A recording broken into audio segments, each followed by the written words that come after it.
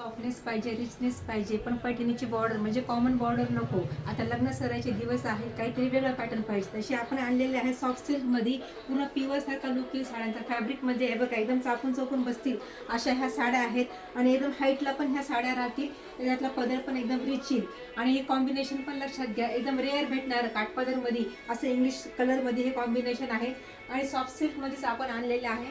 हा वेगळा pattern south pattern पूर्ण ह्या साड्यांचं लुक आहे. हा त्याचा पदर बघा, एकदम रिच पदर आहे साड्यांचा.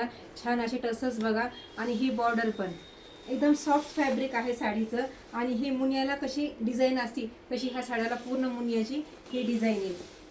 कशा वाटतात साड्या? एकदम डिसेंट आहेत ना. आणि मेन म्हणजे हे कलर कॉम्बिनेशन बघा, हा एवढाच त्याचा हा नेसता पदर आहे साडीचा.